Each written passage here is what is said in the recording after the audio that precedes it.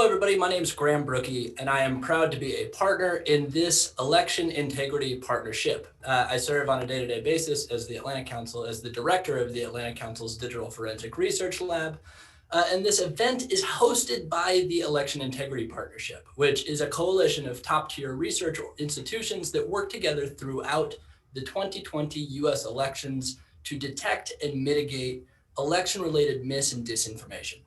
The partnership, or EIP, comprised of Stanford Internet Observatory, Graphica, the University of Washington Center for an Informed Public, and the DFR Lab, and served as this independent body that worked together with nearly everybody involved in election integrity on this collective challenge. And that includes election officials, state, federal, local government officials, large and small social media platforms, media, civil society organizations, and the wider research community in general.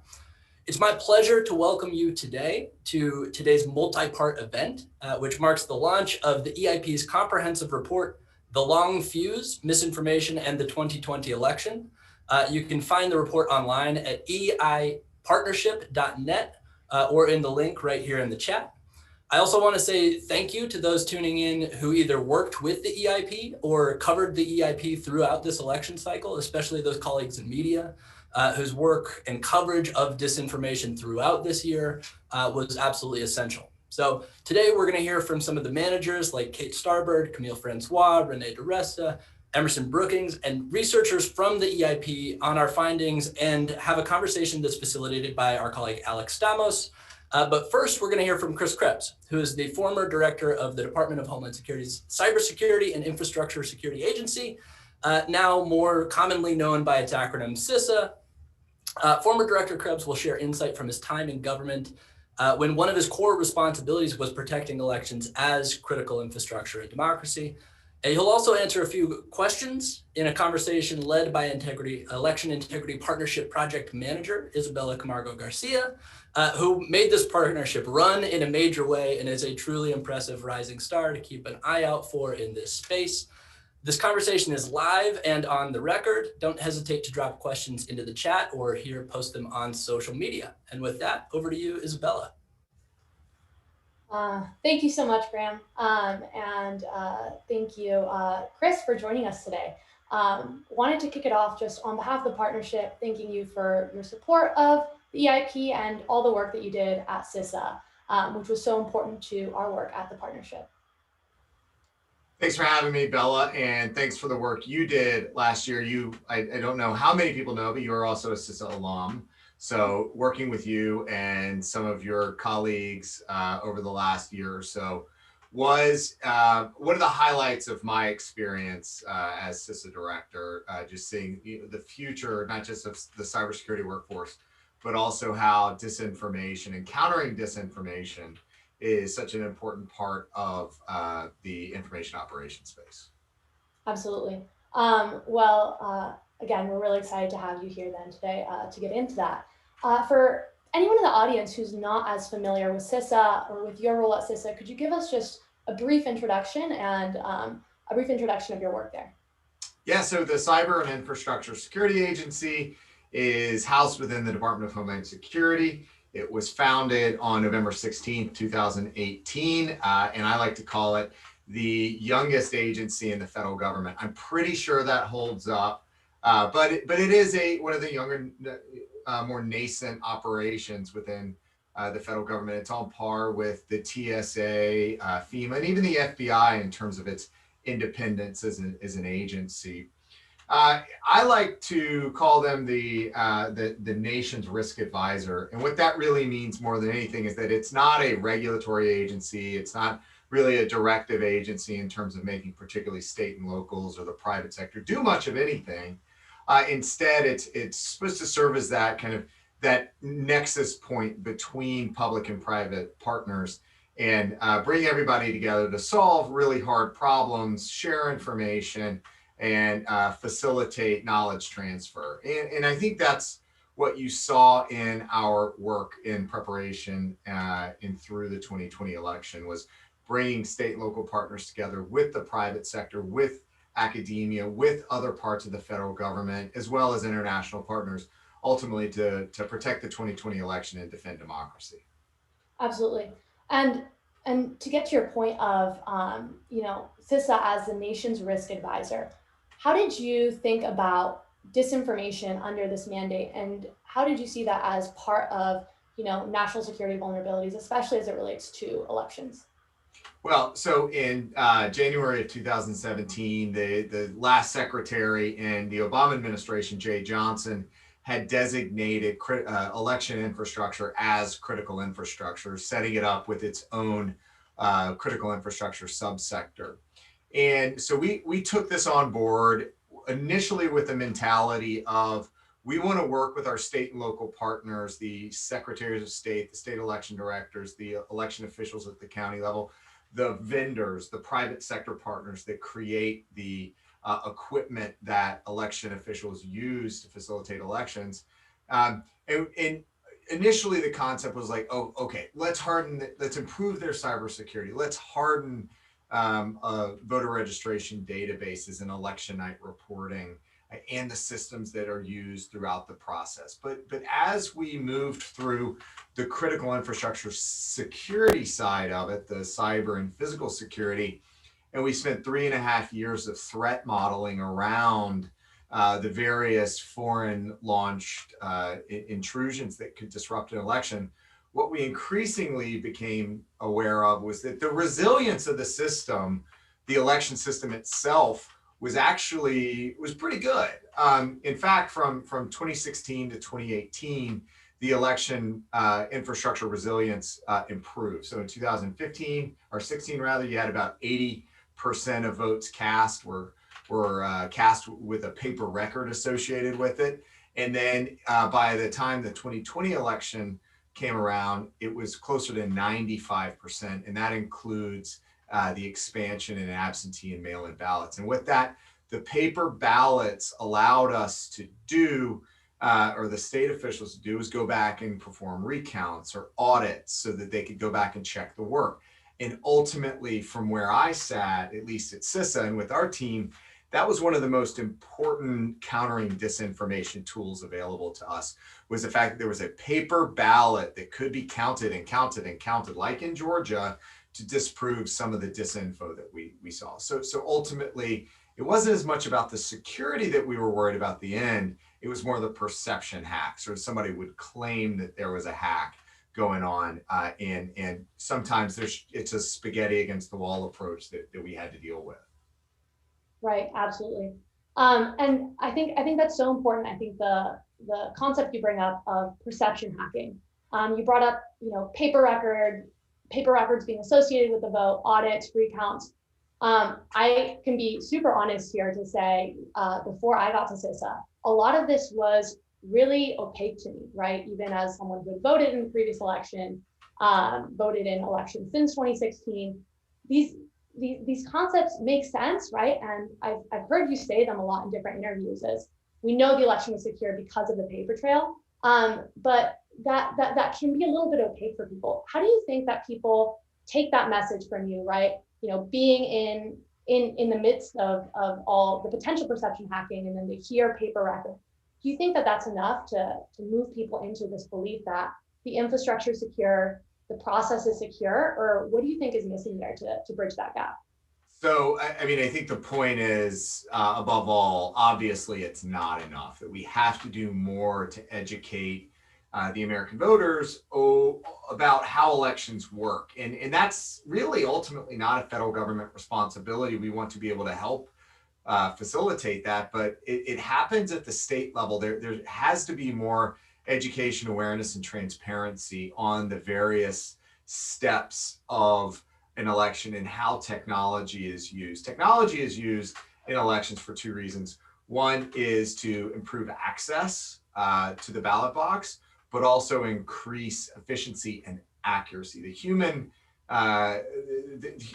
just cannot count ballots, for instance, with a high enough degree of accuracy, whereas equipment machines can.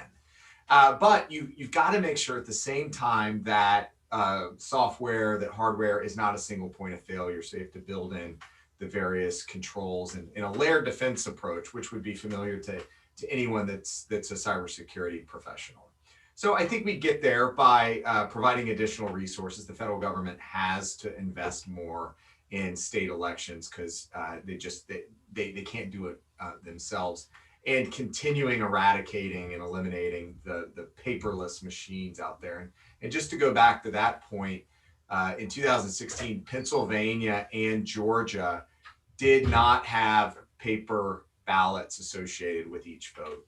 And the investments and the decisions that their governors made, Governor Wolf in Pennsylvania, and now Governor Kemp made, even then when he was the Secretary of State, that's what gave us the confidence at the federal level that it was such a secure vote, because not only did we not see the interference, the foreign interference with the election systems, but we could go back and we had the receipts, so the state could go back and conduct those audits. Right. And I think that point of how technology is used is so critical here. With that, I'd like to zoom out to one of CISA's core responses to the disinformation side of this, back to that kind of perception concept, and specifically into rumor control. Rumor control is something that we cite a lot in the EIP report. That was really helpful to our work as we were wading through kind of a barrage of incidents on election day and after. How did you think about rumor control? What was novel or special about it? Could you give just a brief overview of what it was, and how you see this as a core facet of disinformation response? So rumor control, I was in the last administration for about 3.5 years. Didn't quite make it to a full 4. But of all the things we did, rumor control's absolutely in my top 2 or 3 activities. Renaming, getting the agency in its standalone operational posture, as well as a name that tells you what. That was number 1, I think. Rumor control, and just the general Protect 2020 effort was number 2 and number 3, respectively.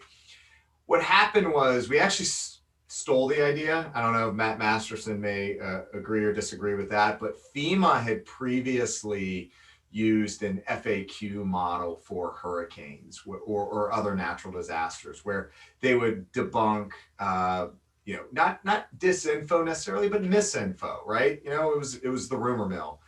So they provided factual information to counter some of the rumors that were popping up. And that then transformed during the early days of COVID, when you remember the text message that were flying around about how the National Guard was going to declare martial law and all this other stuff. And then you think about 5G and how in the UK, the 5G towers were vandalized because the rumors were that 5G towers were spreading the coronavirus. So we took that model and we saw some of these themes emerging about disinfo or about the election security aspects. And so we wanted to take those, the disinfo, we wanted to deconstruct it and get down to the points where ultimately the logic of the disinfo failed. And then we put facts out around the various themes. The trick here, though, was we could preload the site, rumor control site, and I think we launched it on October 21st, or it was that week of the purported Proud Boys emails that were threatening voters down in Florida. But the idea was, you wanted to hit before the disinfo got mainstream, or at least broad enough, but you didn't want to engage it if it was kind of in the fever swamp, because it would put additional attention on it. So it really was a balance. I'm a firm believer in sunshine's the best disinfectant. You have to kill these things really aggressively before they hit mainstream news platforms. And so that was always the challenge. And then as we worked through the end of October to November and more disinfo was flowing, it then became a really overwhelming task of which claims do we think are the most disruptive and the most caustic and corrosive to confidence in the electoral process. And the great news was we had a team that was working 24/7. And in a lot of cases, we had response, we had rumor control entries up within hours of becoming aware of the various disinfo theme. Right. And I think that we saw rumor control as a huge win, especially in the early days with the Iranian example you brought up. That was clearly a lot of agencies moving with public-private briefings against what ended up being more foreign angled incident. I do want to ask though, after kind of the initial days of rumor control, moving into November 3rd, which we actually found was a little bit quieter than when we thought, there was a period after that that was really, really key. And then, since then we know that the January 6th incident happened. So I wanna ask you, was there a specific moment where you used the term overwhelming, right? Was there a specific moment or specific story or specific incident that got you to this point of, okay, rumor control might not be enough. Something like January 6th is a possibility. Yeah, rumor control was not enough. That there's no question about that. I think when the Hammer scorecard rumors about a CIA supercomputer and program that was flipping votes in various machines at the direction of zombie dictator Hugo Chavez, that, when it was still in the kind of the Twitter sphere and non-mainstream personalities were spitting that out, it was still manageable. But as soon as those claims hopped onto broadcast TV, network TV, and we started seeing elected officials, public officials, including the candidate Trump himself, start to repeat some of these, that's at that point, little old us down in CISA was not equipped, was not positioned. It was the asymmetry of it all. I think I personally had in my CISA account at the time about 10,000 followers. And, I could do, my tweets promoting various rumor control entries and shooting down Hammer scorecard. I could go do a hit on some TV program, news program. It wasn't enough to eat away. And that was ultimately, I think, where we lost the advantage from rumor control. Right. And that concept of the asymmetry of the situation, top-down disinformation, is actually really core to the EIP report. So I'm excited for the researchers to shed a bit more light on that in just a bit. I'd like to move a little bit towards kind of solutions here and understanding that we now have a new administration. What would you say are your top 3 recommendations, knowing what you know now, for the new administration to start preparing us for 2022, 2024, and future elections and building resilience starting today? I think one of the things that I always was kind of pining for over the last 4 years was a more strategic approach to countering disinformation. I think there were a number of activities that we've heard about and others that we haven't heard about. There were much more tactical and operational in terms of countering disinformation, particularly if you think about disinfo as a supply and demand problem. And the supply is, getting out there and disrupting the flow of Russian, whether it's Internet Research Agency or other parties, pushing disinfo. That was highly successful, I think, to the point where adversaries had to change tactics, move things offshore to proxy actors. So keep the pressure up there. And then on the demand side, in part, what we were trying to do through things like the war on pineapple was educate in a non-controversial way the American public on how disinfo operations work. I think those, we need to invest more in that. But the top 3 recommendations that I would provide first is you have to put somebody in charge of this from a strategic perspective.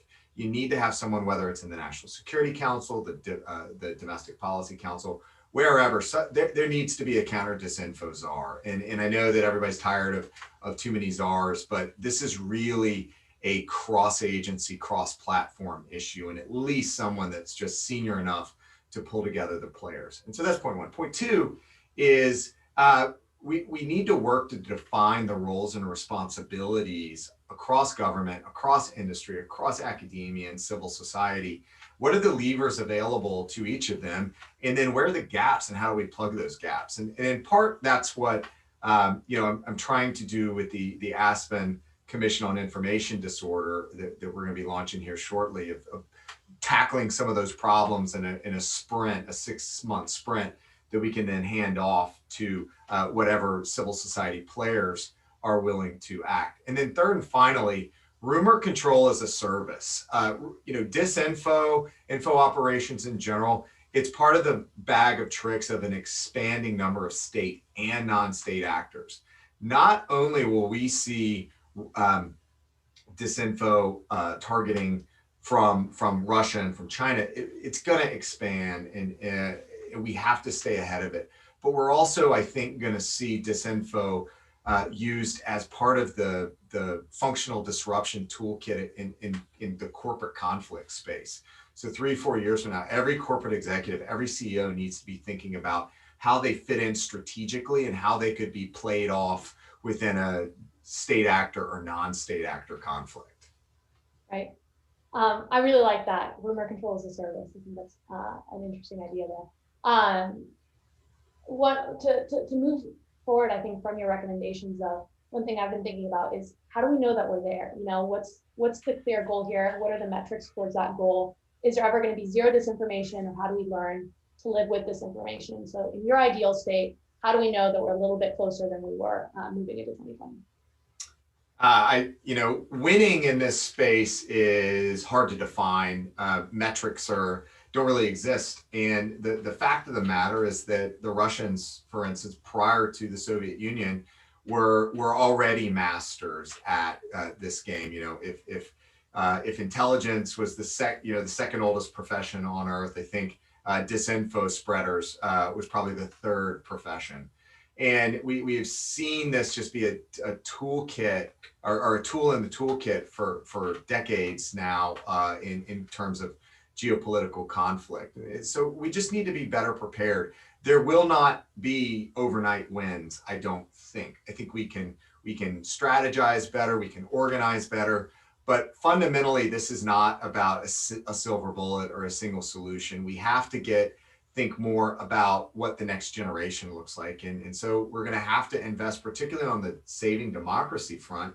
We're going to have to continue to invest in increasing digital literacy. We're going to have to continue investing in civics education. And to me, this is like a perfect opportunity from my childhood to come back. And I've talked about this before. But Schoolhouse rocks. It's just a great tool for engaging younger generations on how democracy works. We just have underinvested in sharing about how this experiment that we call the United States of America all came together and how it needs to sustain itself going forward.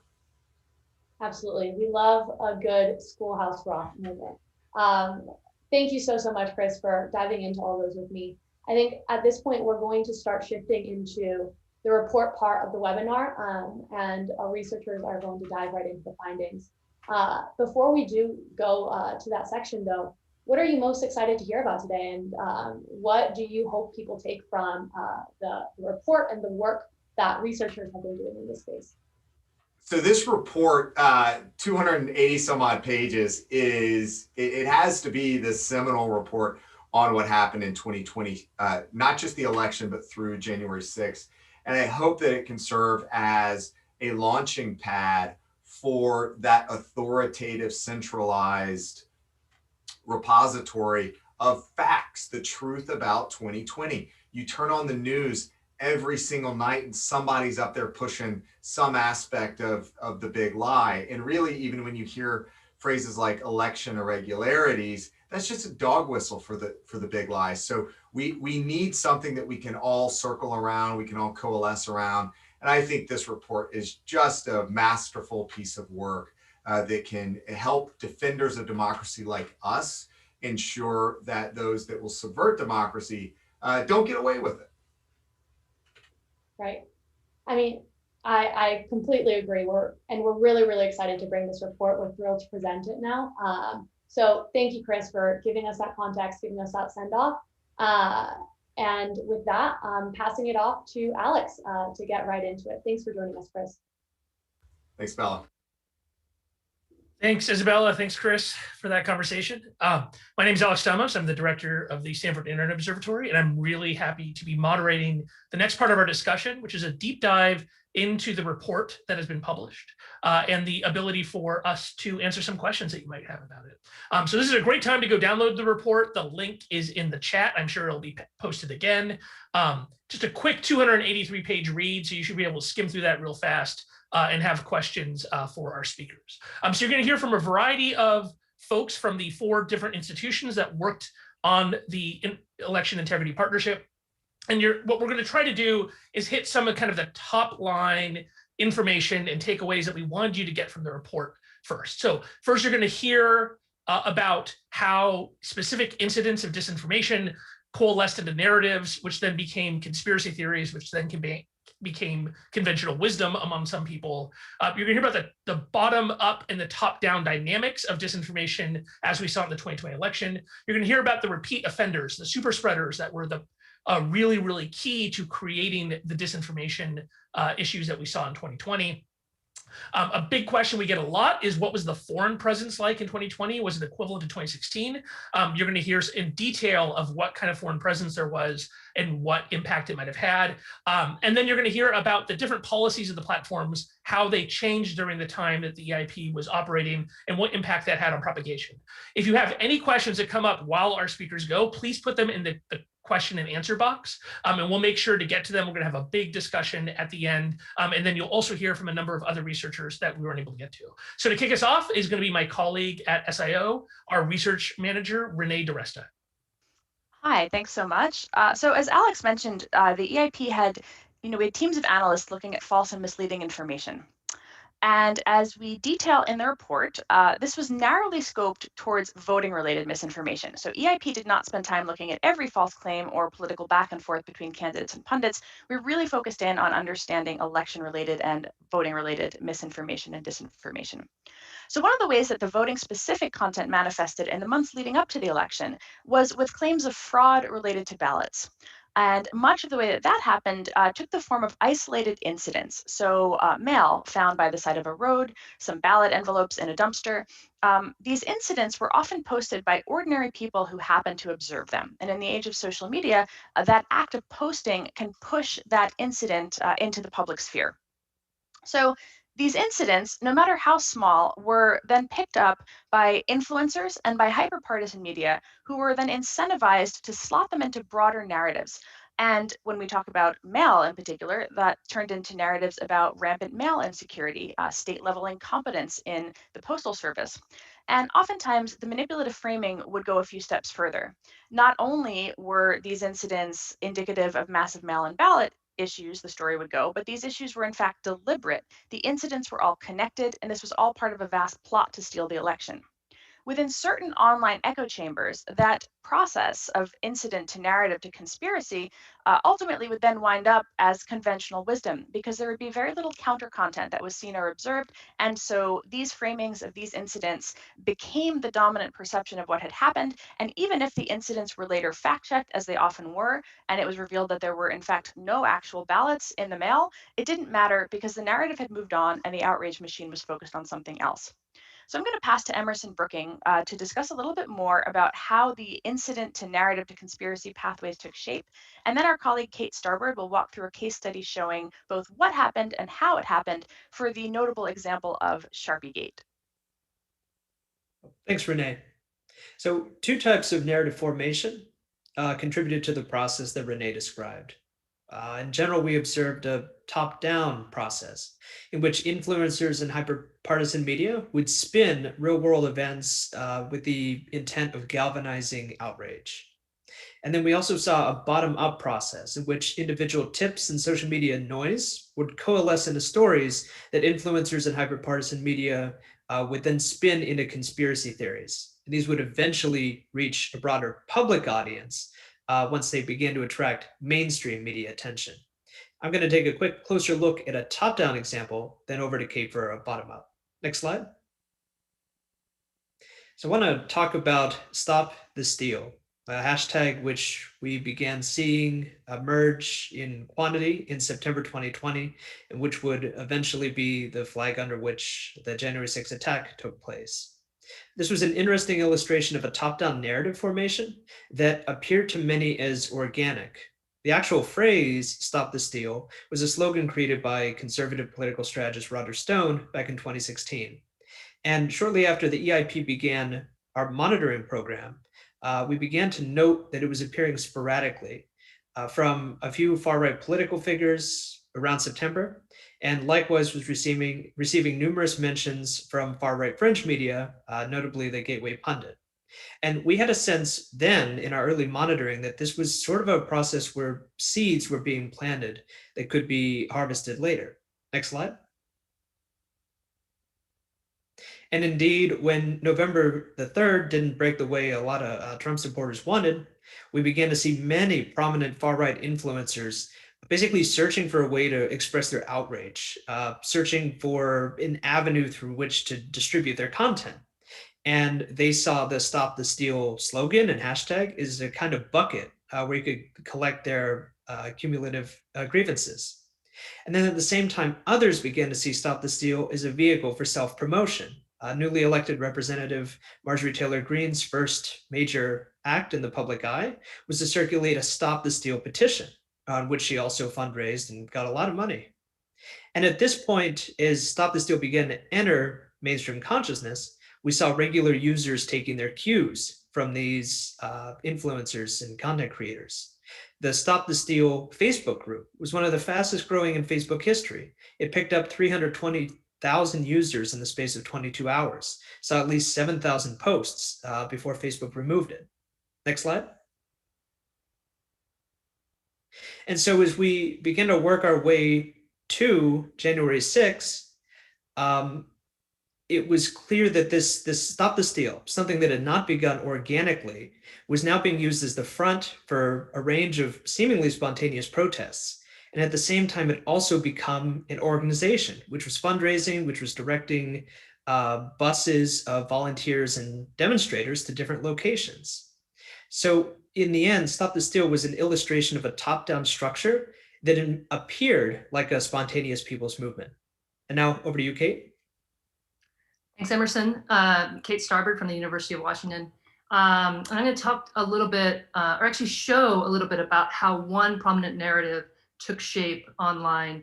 And this one was around issues that voters were having on election day with Sharpie pens, and they were bleeding through some of the ballots. And this eventually grew into a theory that specifically Trump voters had been disenfranchised by being forced to use Sharpie pens. Next slide. So in most cases, the ballots were designed to be used with Sharpie pens. And so the bleeding through actually wasn't affecting how they were being counted. But that didn't stop the narrative from spreading widely. It began to take off in the early morning of November 4th, so the day after the election, and it continued to spread for a few days and eventually began to feed into the larger "Stop the Steal" narrative movement. But let's take a look more deeply about how this took shape. So you have to kind of remember the context is that Trump supporters had been repeatedly told over the course of many months that the election would be rigged against him and against them. And so they were even asked to sort of look for evidence of that cheating. And so when they went to vote on election day, they began to see that cheating. So initially there was this tone of concern about Sharpie tweets where people saw that they were bleeding through, they were worried that their votes wouldn't count, and they were being directed to bring their own pen. Later, that sort of concern changed to suspicion with tweets like these that were kind of using leading questions to suggest that there was potentially fraud. Eventually, the discourse shifted to explicit accusation that this was an intentional effort to disenfranchise specifically Trump voters, and we began to see more and more tweets like that. So many voters seem to experience this very real sense of disenfranchisement. This example we saw not just once, but many times, is that this voter actually went online to check the status of her vote and found that it had been canceled. This was one of a number of claims we saw like this. But if we actually look more deeply, next slide, the website that she had gone to where she saw that her vote had been canceled was actually giving her the status of her mail-in ballot, which was canceled because she hadn't submitted one.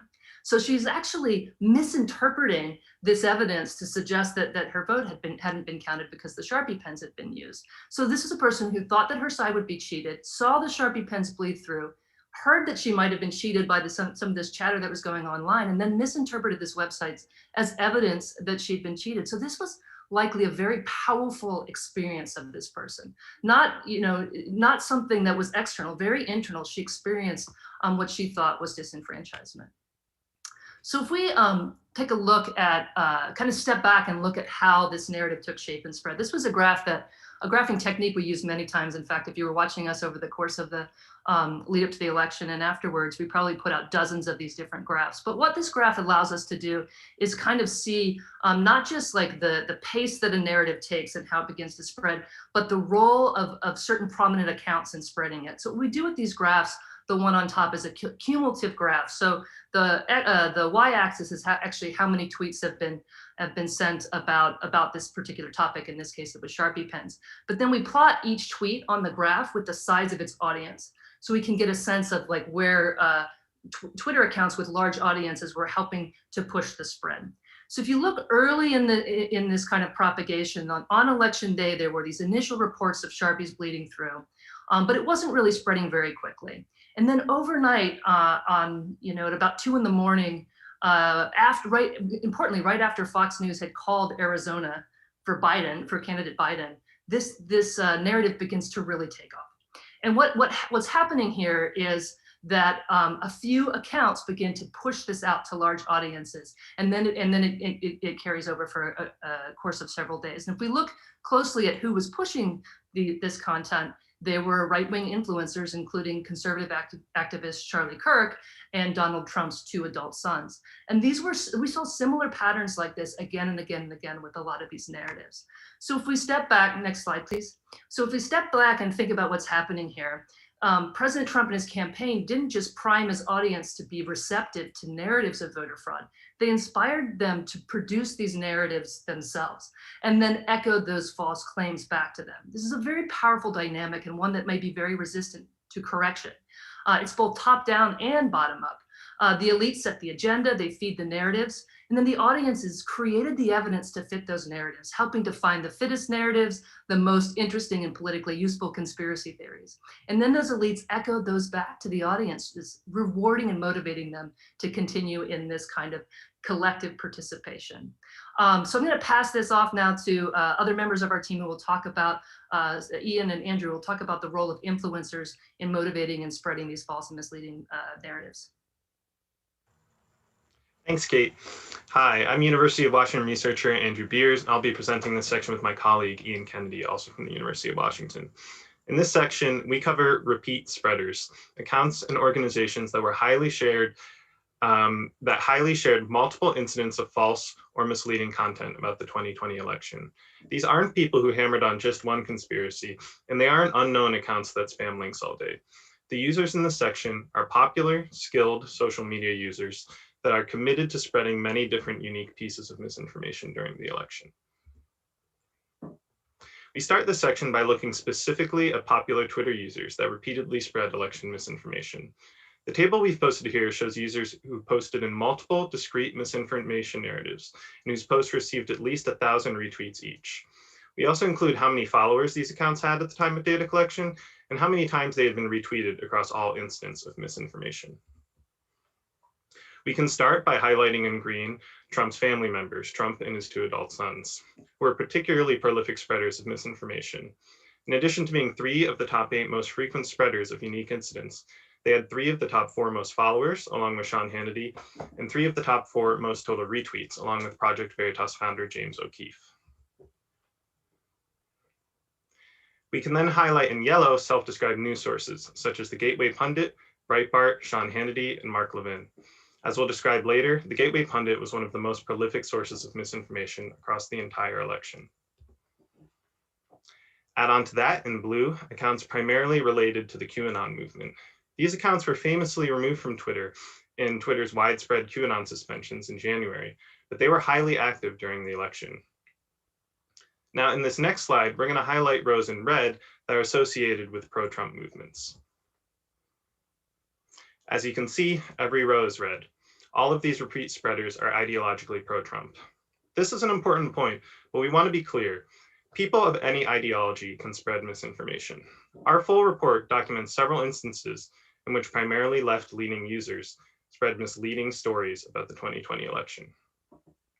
That being said, the great majority of misinformation we collected data on was spread by pro-Trump accounts, and the influential, repeated misinformation spreaders we document here are almost entirely pro-Trump. Our data supports that repeat spreaders were an ideologically asymmetric phenomenon during the 2020 election. All of these pro-Trump repeat spreaders share a similar audience and together form a right-wing misinformation ecosystem. Detailed in our report, we use network visualizations to understand the connections between different accounts discussing the election.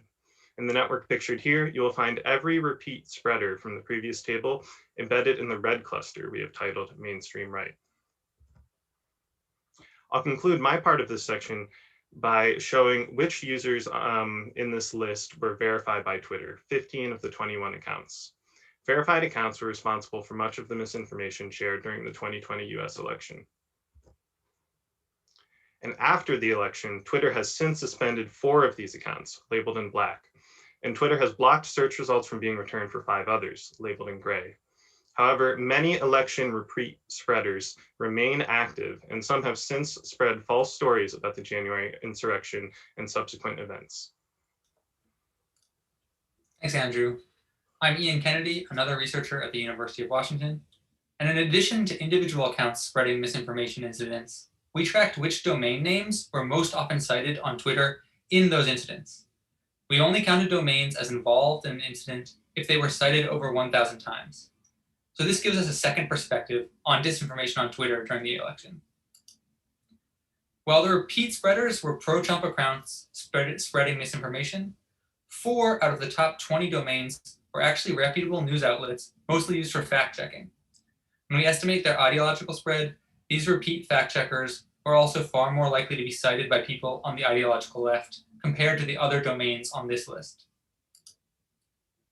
While the repeat fact-checkers were part of the discussion, the domain analysis confirms the most commonly cited websites in our data were sources of misinformation. The top domain in this analysis is the Gateway Pundit, a pro-Trump self-described news source cited in 46 separate misinformation incidents in the 2020 cycle.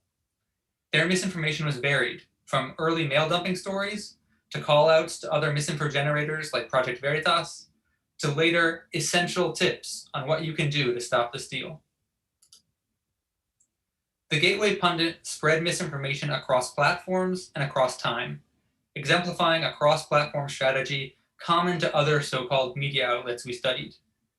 The Gateway Pundit's Twitter account was second in our list of repeat spreaders, sharing 25 incidents.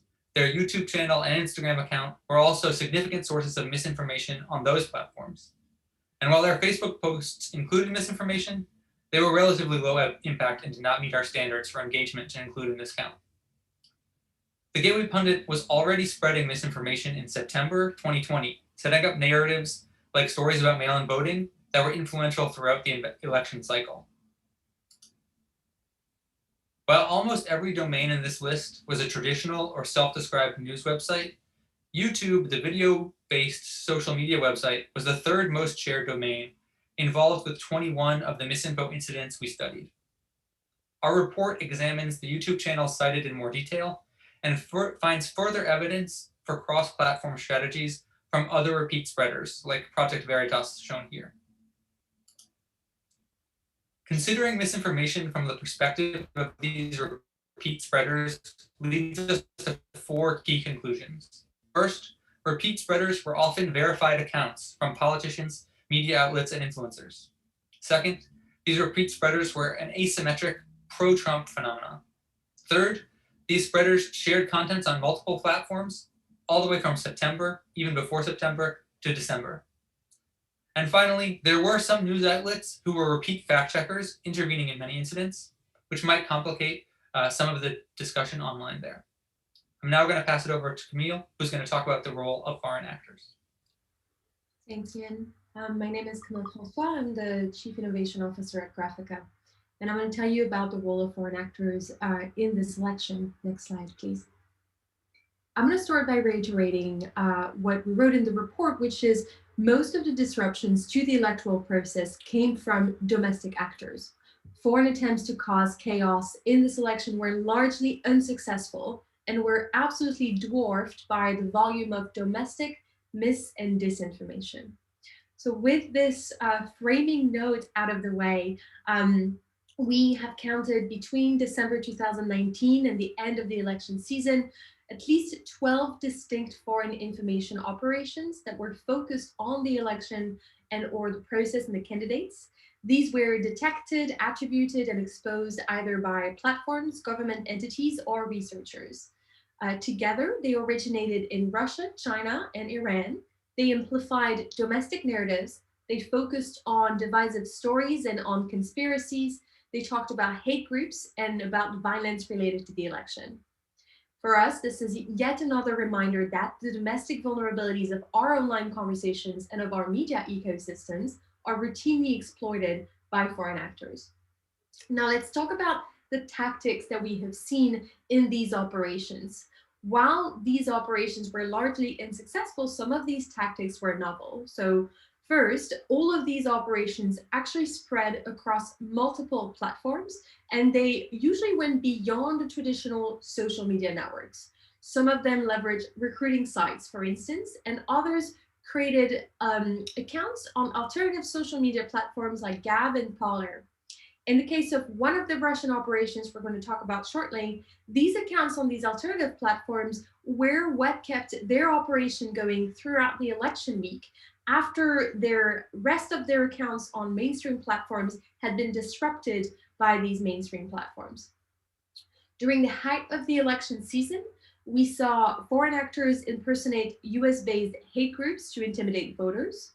We saw them use AI-generated profile pictures to populate fake accounts, which is a technique that is becoming increasingly popular in information operations across all actors.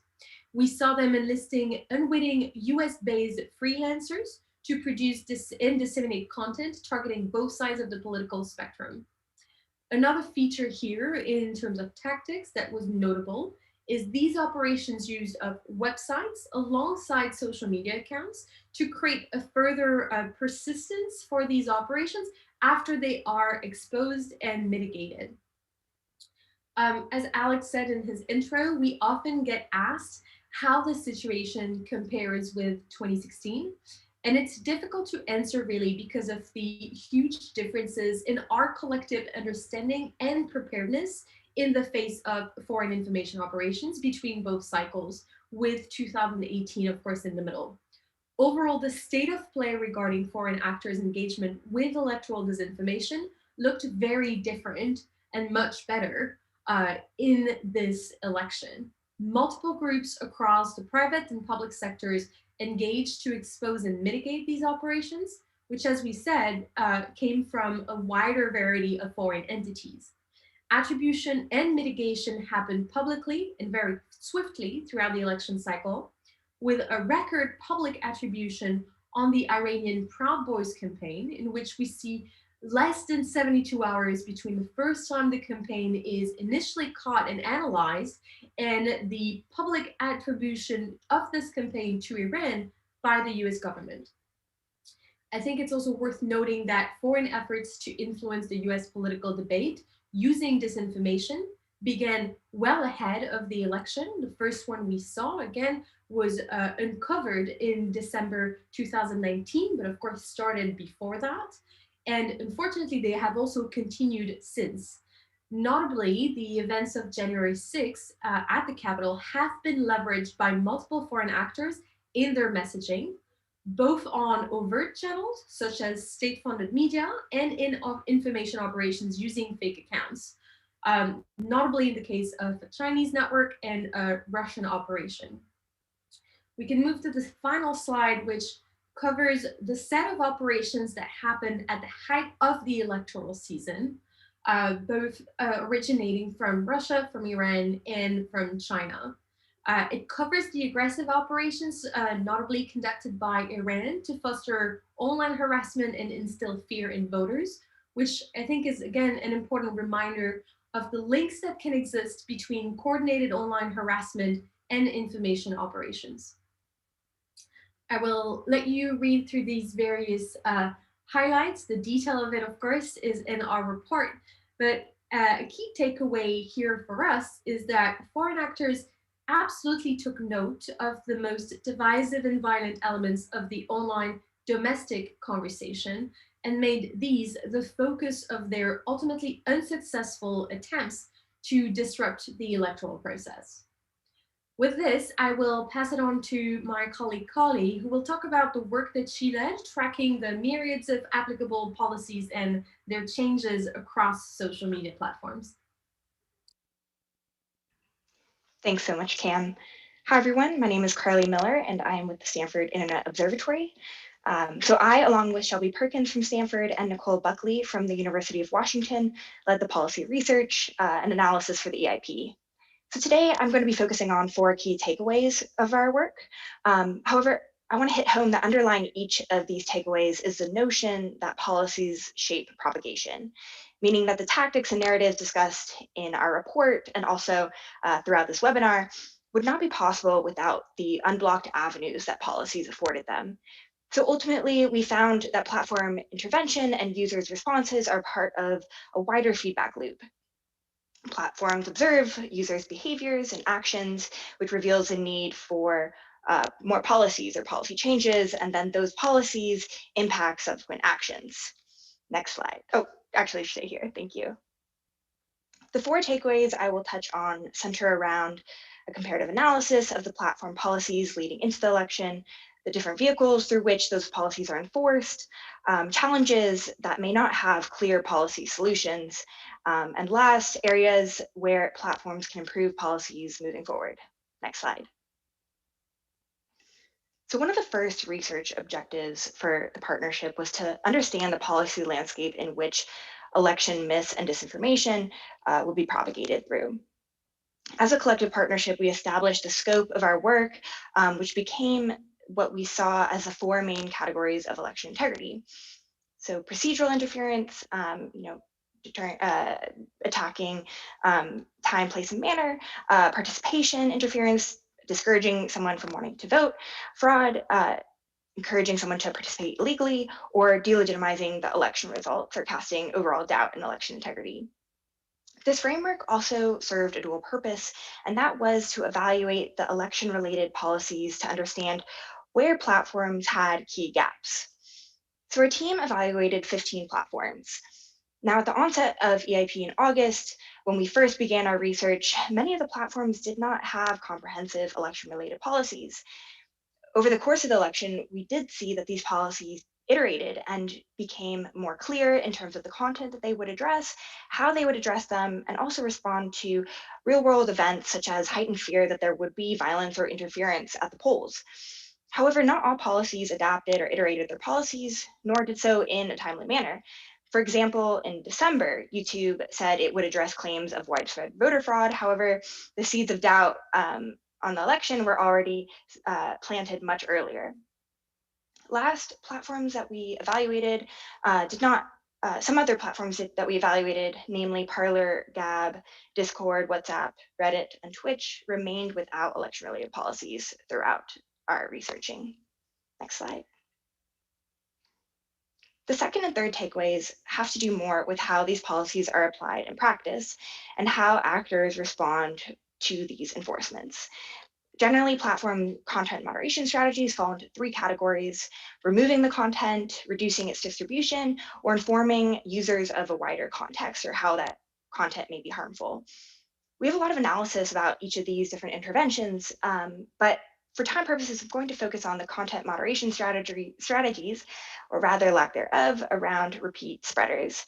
So as Kate and our colleagues at UW demonstrated, a handful of prominent accounts play a key role in the top-down and bottom-up dynamics of disinformation. However, the policies around repeat spreaders have important gaps. For example, it's unclear how public interest exceptions, which apply to politicians, may play into repeat spreaders. A good example of this dynamic were the tweets from newly elected Congresswoman Marjorie Taylor Greene. Now, according to CNN, after the polls closed on election day, over half of Congresswoman Green's tweets have been labeled by Twitter as potentially misleading. This is an example of how consequences for violating Twitter's policies weren't enough to deter Congresswoman Green. Now, Twitter has updated its policies to address repeat spreaders. However, we're still waiting for other platforms to provide more clarity. Yes. So, however, even if all the policies are in place and if they are consistently applied, it is important to recognize that there are roadblocks and nuances to fully mitigating against mis and disinformation through platform action alone. Obviously, there are other dynamics at play, such as the demand to believe that Trump really didn't lose an election, that don't have easy policy solutions. A good example of this is hard to verify content. So a friend of a friend goes online and posts experience about voting, having a terrible experience, and that post goes viral. So actors like the Gateway Pundit and Project Veritas took advantage of these loopholes where platforms can't go hunt down every unique voting experience in a small town to then take these claims and bundle them up and amplify them to sow doubt in the overall election integrity. Next slide. So looking forward, there are a number of substantive changes platforms can do to strengthen their policies. Ultimately, I'd like to highlight that it took a lot of work to get an accurate snapshot of the entire policy landscape, hunting down every blog post that had a policy in it, so which I don't believe the average user has the bandwidth for, nor do I think we should expect this from an average user. At the end of the report, we do provide recommendations to address policy accessibility, transparency, cross-platform communications, and many more things we observed. Therefore, I hope that our policy analysis and the analysis of that of other chapters goes into making these policies stronger and better equipped to tackle the propagation of mis and disinformation. And with that, I will hand it back to Alex. Thank you so much, Carly, and to everybody else. We're now starting our Q&A session. So if you have any questions for any of the folks who spoke, or of anything you've seen in the report, now is your chance. Please put it into the Q&A tab in Zoom. I just want to thank a couple of people. I want to thank Director Krebs for coming in and being part of this. I want to thank the leaders of all of these teams for teaming up during the EIP and working together. I want to especially thank Isabella for being the project manager and for helping pull this whole thing together, along with a lot of other great people like Elena Christ, Renee, and leaders from all of these teams. And I think Kate has some people she wanted to thank too before we go into questions. Yeah, I would just like to thank our funders. We have some great funding at Knight Foundation and Hewlett Foundation, the Center for Informed Public, and I think Stanford as well has had some support for their operations. And then especially Omidyar Networks and Craig Newmark for their funding that came just at the right time so we could hire people, onboard people that really made this project possible. So just want to give a shout out to them and just a heartfelt thank you. The work wouldn't have been done without you. Great, thanks, Kate. Okay, great. So we're going to get to some of the questions. So first off, we have an interesting question about statistical disinformation, that there's a number of examples of people having disinformation that sounded really legit because they used lots of math. What was this a difficult problem for us to deal with? So I'm going to go to Joe from the University of Washington. Joe, you mind answering that one? Yeah, so we saw a lot of the same kind of pattern after the polls closed, basically. Elections produce a ton of data across a giant, area of both kind of space and time with different patterns that emerge. And people would kind of mine this data and these patterns for irregularities or perceived irregularities. And they could run a bunch of different fraud analyses, find some pattern, and then prop it up as definitive evidence of misinformation. One of the more kind of, at least comedic examples was a tweet saying that there was a decreased rate of turnout in some districts of Philadelphia, where it turned out that the idea behind that was that they were areas with dorms that were closed because of COVID. And so there's all these innocuous reasons for patterns, but the mathematical complexity can kind of overwhelm the person that's seeing the information and make it hard for them to decipher and debunk. Great, thanks, Joe. We have a question about Stop the Steal. So, for the Stop the Steal hashtag, which we talked a little bit about, one, why was it so popular? Why did it endure and get so much play after the election? Second, what was the role of extremist groups? So I'm going to ask Alyssa to answer that question. Yeah, so Stop the Steal is really an all-encompassing phrase. It really, every election conspiracy, from the election was rigged to ballots in Michigan aren't being counted to Sharpiegate to all these different vague and very specific false claims, were sort of rolled into this one unifying message. So that was one reason that it was really enduring. And then secondly, it was promoted across social media, not only by laymen, but also by a lot of influencers, a lot of different groups, and even by President Trump himself on Twitter. And then as for the extremist aspect, so Stop the Steal protest events occurred throughout November, December, etc. And so some of these, it ultimately culminated in January 6th. There were many Stop the Steal organizers involved in organizing that, but also events like the Million MAGA March in November of 14th. So extremist groups were absolutely a part not only of attending these protest events, but also heavily promoting and organizing for them. So these are hateful, far-right and white supremacist groups, including Oath Keepers, the Proud Boys, the Three Percenters, and various militias from across the country.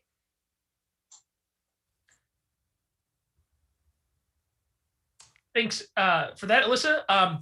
Oh, and by the way, I'm just going to remind everybody, if it's your first time speaking, just make sure to introduce yourself. So Alyssa's from DFR Lab. Question on Dominion. So, one of the most referenced things in our report is these theories about Dominion voting systems, as Director Krebs said, including a zombie Hugo Chavez being involved. Kyle, do you mind talking a little bit about why the Dominion conspiracy theories were so popular? Sure. Hi, I'm Kyle from Graphica. So as has become pretty well known, the Dominion voting systems narrative was a conspiracy about voting systems using Dominion software being used to flip votes. It actually did start because of legitimate glitches with the software in 2 counties in Georgia, and it was quickly covered by local news. But then it was picked up by various right-wing influencers, blue check influencers, as well as alternative media sources that were discussed earlier, and gained momentum and quickly got all the way to Fox News, of course, and the Trump family. And then eventually was sort of adopted by other groups. So we think of extremist groups like the Proud Boys, various militia groups, adherents of the QAnon movement, and of course, just general Trump supporters. But as to why it was able to stay around for so long, and it's something we're still hearing about, it's still in the news cycle, we think there's 3 reasons. The first being just generally people are suspicious of software. So they're sort of already primed to not trust things that are confusing and technical. And so there's this big vulnerability among a large percentage of the population for software-driven narratives. The second thing is also software narratives just tend to scale really well. So we think about a lot of the incidents we saw at EIP, we were looking at a postal worker was throwing out ballots, and you could isolate these independent instances, but that is very hard to explain why a whole election was stolen.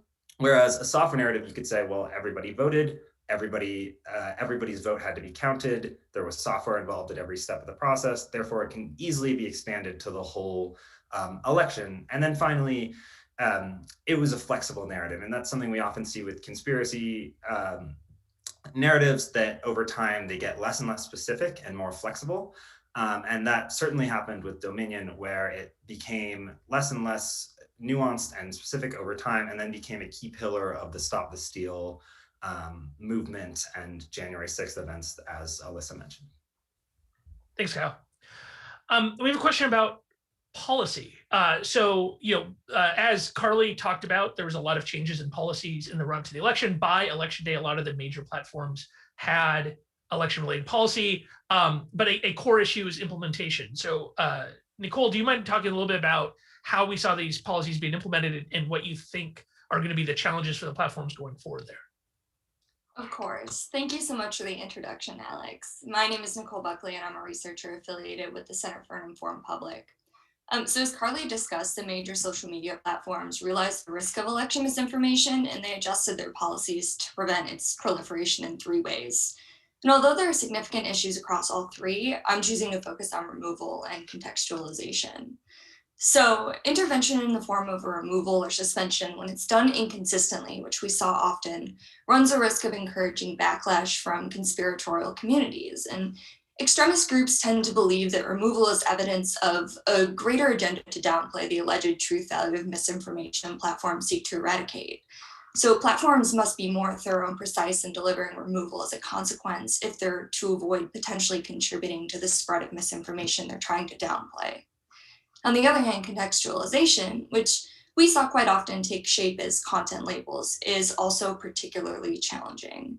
So platforms have struggled to implement labels in a way that's consistent, unvaried, and uniform across subsidiaries.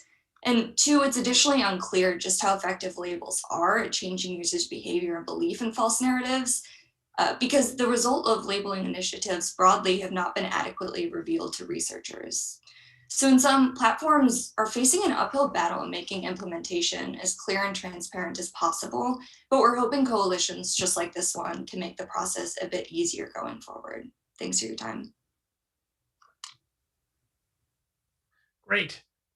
Okay, so some more questions. I have 2 questions that are kind of related. One was there's a specific question about Kate's graph of what's that called and what was used to generate it. And then there's a general question about what kind of tools we use. So I'll have Kate answer the graph and about UW, and then I'm gonna have somebody from each team talk about the tooling they use. Yeah, the graphing technique, we're calling it a cumulative retweet graph, but we've been trying for years to figure out how to visualize sort of the attention dynamics, to not just see how things are traveling, but like which accounts are causing information to go viral. And that's one of the graphing techniques we've been playing with, co-developed with Emma Spiro and Caitlin Zhu, a researcher with us for a while, who's now on at Stanford. Yeah, a lot of in-house tools, a lot of just like experimentation. Often we're recoding things as we're looking at new data, and just building on a methodological and technical toolkit that we've been working on for years and continue to expand out. And now we're really well supported with the Center for Informed Public, with data engineers and others, and hoping to also get this code out so other folks can use these same kinds of tools in their own work. Graham, you want to talk about tooling at DFR or Emerson? Yeah, I mean, the basic answer is that there is no tool that is a easy button that catches all disinformation across all platforms. And so we use a lot of tools that look at individual platforms, and then we reference those results against other tools. And some of those tools are free and open to everybody, and some of them are the same tools that like large companies buy to figure out whether their advertisements for soap works or not, right? And so we use a bunch of tools, and then we compare as many of them against each other as humanly possible in order to make sure that we're not getting any false positives or that we're thorough. Great. Camille? Yeah, same on our end. We're using the tools that our colleagues are using, and we are also using our own tooling at Graphica to do large-scale detailed maps of online conversations for analysis. Great. And from the SIO side, so we have API integrations with Facebook via CrowdTangle, with Twitter via their APIs. We built a number of things to look at kind of less official social media networks. A key tool for EIP overall is that we built our collaboration on Jira, which is a very popular task management tool. Atlassian provided that to us under their nonprofit program, and we appreciate the help that they provided us there. And so a lot of work went into customizing Jira, but a lot of the work we did was also just manual monitoring. The truth is that there's no tooling out there that can hit the breadth of the platforms that we're looking at, especially some of these new platforms. So for example, TikTok, I don't know of any good tool to monitor disinformation on TikTok. And so fortunately though, I work in a place that has a effectively unlimited supply of 18 to 22-year-olds who turn out to be really good at browsing TikTok all day. So one of the things we did there was we hired a bunch of research assistants and specifically tasked them for looking manually for those things, and then they would port what data they could capture over to Jira and do that. But another tool we used was Junkipedia, which is an excellent tool that has been used as a nonprofit, and that we appreciate their collaboration. Kate, did you want to add? Yeah, just one more addition here. It's such a good question because when I think back at like these collaborations going forward and how they work, I think it's really good to remember that it's a combination of the technical tools that are being built, but also the expertise, the methodological expertise, the contextual expertise, and the willingness to actually go beyond the tools and actually get our hands into the data and have people looking very closely at the data. I think that's what makes these kinds of things work. And I think there's opportunity for us to keep growing that body of work and sharing that with others. And so we'll have, you know, a larger group of people who can participate in these kinds of efforts. Yeah, and two more to mention. I think a number of us have integrations with pushshift.io. Jason Bumgarner's done some great work archiving data from Reddit and some of the alternative platforms. And then the Internet Archive was a great partner that we used to archive. So one of the key things we had to do is, as we initially found this disinformation or misinformation, is we'd archive it so we had the ability to write this report. And so now that was really critical for us to have tools that could do that. And the Internet Archive provided the majority of that. So yeah, lots of stuff going on. And if you're interested in this, in chapter 1, we talk a lot about the process and operations, which I think is actually one of the unique things about this partnership, is that we had shifts, we had people working 20 hours a day, we had processes that were put in place to kind of explicitly handle handoffs. And that's the reason why we could have 120 people contribute to this without it being, it was a controlled amount of chaos, not complete chaos, let's say. We have a specific question about the EU. So talking about the success of public-private partnership, what are the thoughts about of industry codes of practice with third-party oversight, which is something that's been discussed in the EU through the practice on disinformation, as well as with the Digital Services Act. Emerson, do you have an opinion on that? In this case, I don't think I'm the best person. I'd say Alex or Camille. I'm sorry, I'm going to pitch it to Graham. I'm sorry, Graham, I think has some, and then Camille. Oh yeah, for sure. So I mean, I think that the main difference here is that this partnership was kind of blessed by all parties, but it started truly independently. And so, you know, where EU Code of Practice and a few of the kind of organizations in the EU have started at the request of government bodies, you know, this collaboration, the EIP, started independently, and then ended up talking a lot to federal, state, and local government officials, election officials, media, and social media platforms. And so I think that's the main difference. How that goes forward, you know, in terms of standards for collaboration, standards for information sharing, a bunch of these other policy questions, that's outstanding.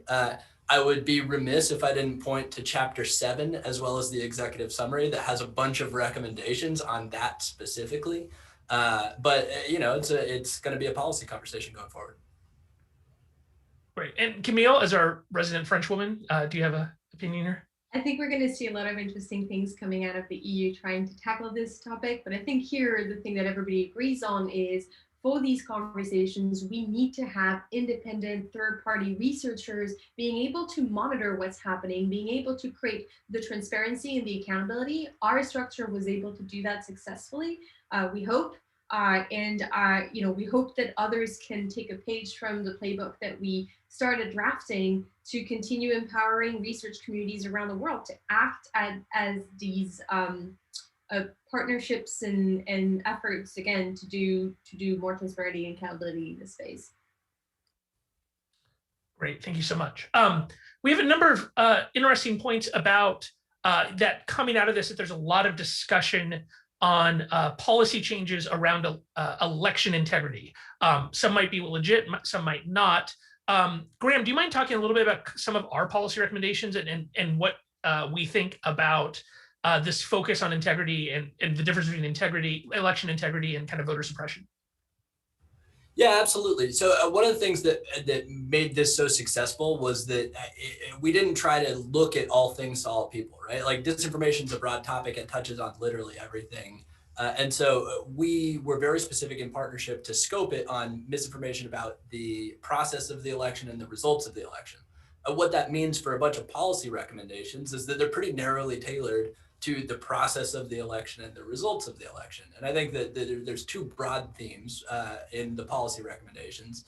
And the policy recommendations are organized by different categories of actors that are policymakers, kind of regardless of whether they realize they make policy or not. And so we have government, we have media, we have social media platforms, we have civil society, and decisions that they need to make or that they could make with regard to policy. And the two broad kind of themes there are the need for very clear areas of lead and support across this set of issues. So like who is doing what on this set of issues, especially in government, and then overarching transparency and information sharing.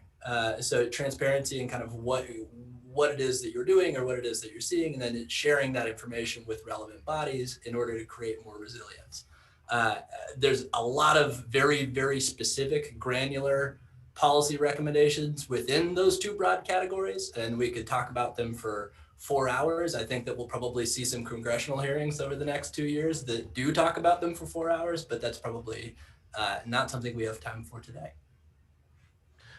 Great. Well, we had a question about YouTube and YouTube's role here. We talked a lot about YouTube during our weekly updates. So I think there's two parts of this. There's the policy part and then kind of the implementation part.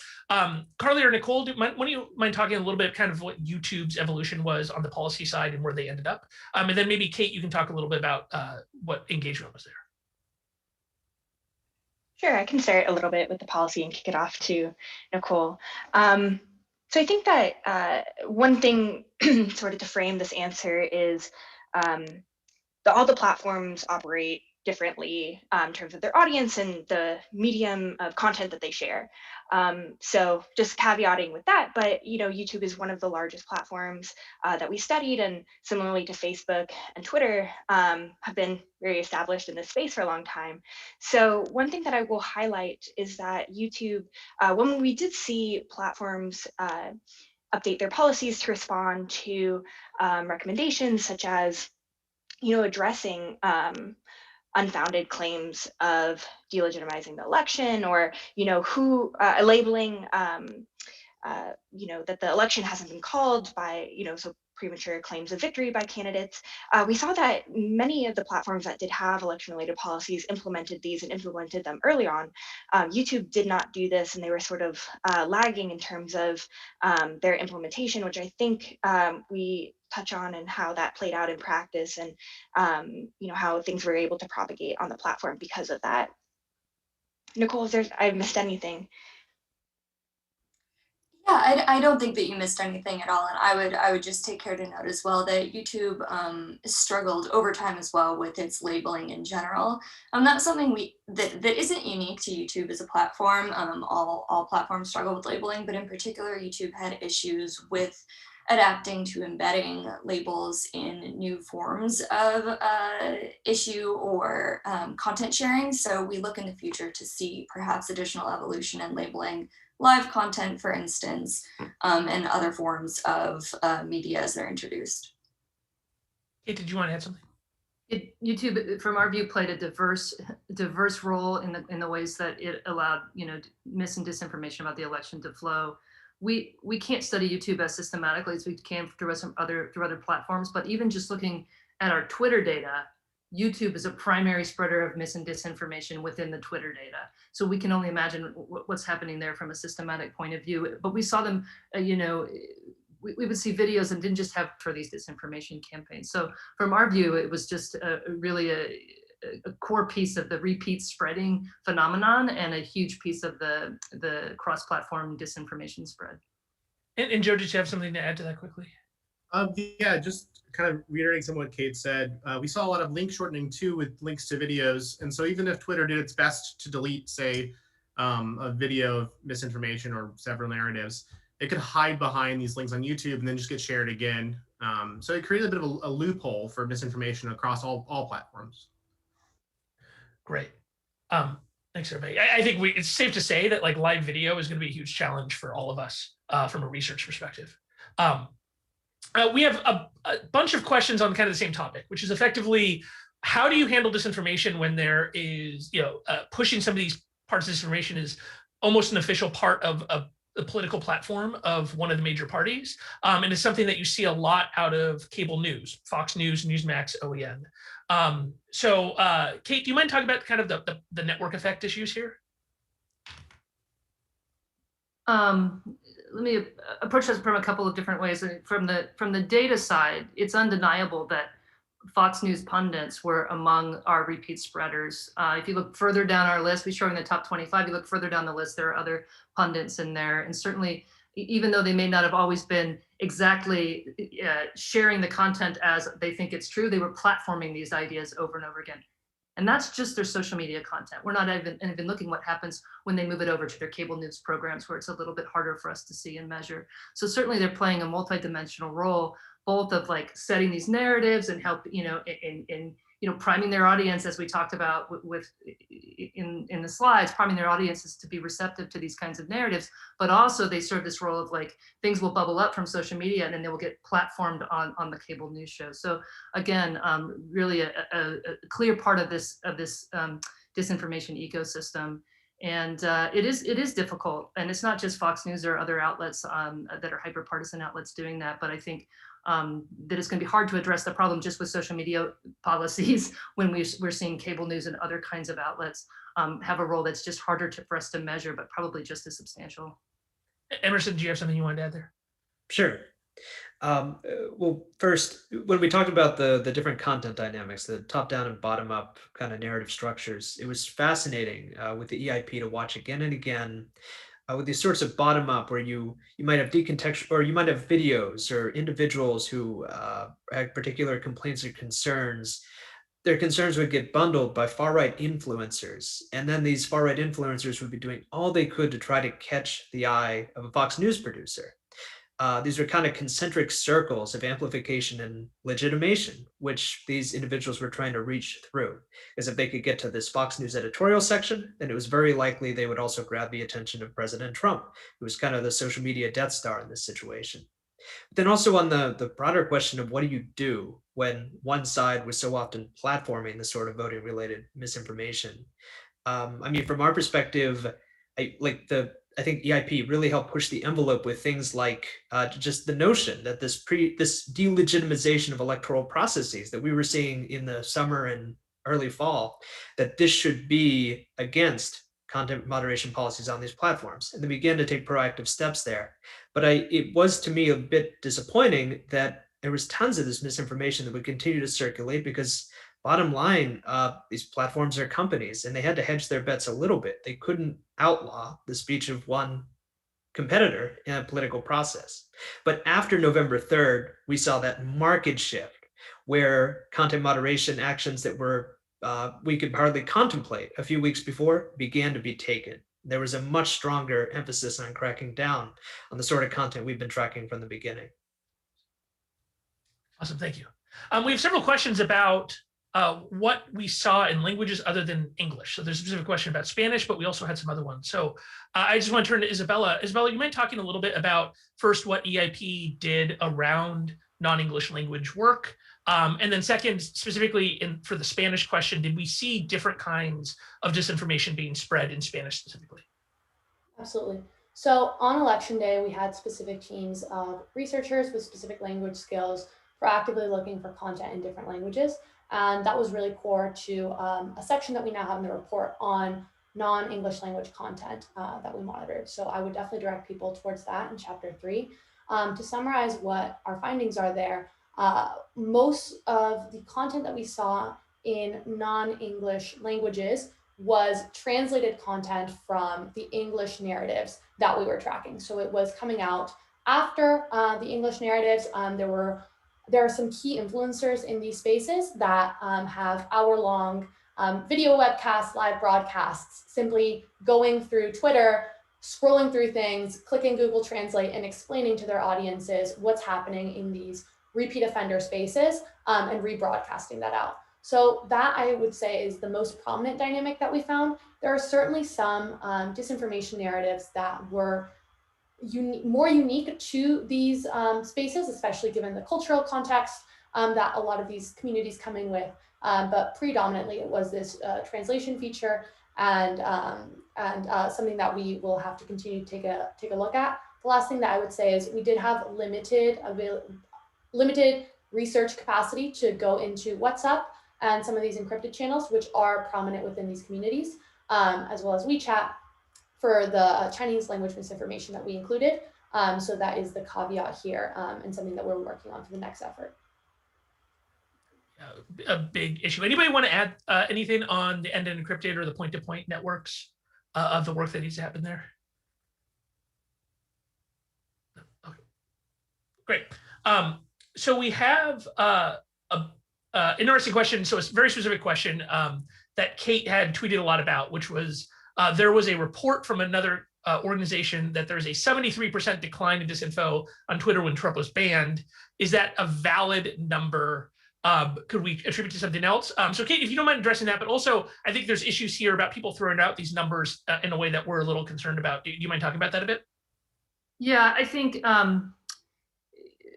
the precision of that number is just impossible, right? So it always kind of triggered a little bit of skepticism on my part for a couple of different reasons. One is, how are they even measuring what's misinformation or not? Clearly they're using keyword terms.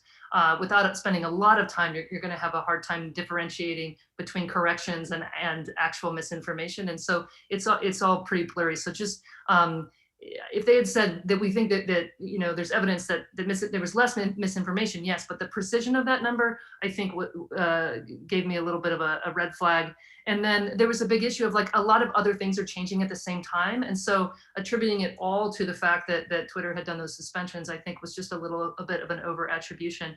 I think that the gist of that is correct, that probably that did impact the spread of mis and disinformation.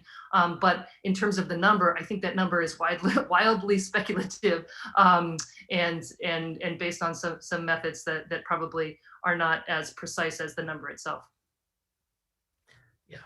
Remember, kids, 80% of statistics are made up on the fly, right? Great. And so that's bringing us to the end of the 90 minutes. We had a lot of this. I want to thank everybody again, all of the 120 some people who participated in this, especially the leaders of these teams for all the incredible work they put in. And thank you to everybody who is here and is interested in this and asking all these great questions.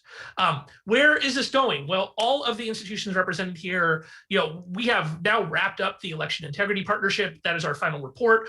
We'll be keeping the website up and the content available to folks. The kind of processes we created in a new project that we call the Virality Project. You can go to viralityproject.org to read about it. The website design might look a little familiar. Please excuse us for that. But what we have is a group of institutions, and including some new partners, including some partners at NYU, who are working together to study in the National Conference on Citizenship. And we are working to study COVID vaccine disinformation specifically in the United States, working with public health experts, with officials in the federal government, as well as in state and local public health, and looking to kind of categorize, understand that kind of misinformation and to help those folks prevent it. So if you're interested in that, viralityproject.org, at Virality Project on Twitter. Tomorrow on our website, you will see our first major post, which is a what to expect post, which is laying out the kinds of disinformation that we expect to see around vaccines over the next year. The equivalent post for the 2020 election turned out to be pretty darn good. So I feel confident that that will have some pretty good predictive power. Thank you all for joining us. Thank you to the team at the Atlantic Council for helping put on and host this webinar. Hope everybody stays safe. Have a great day.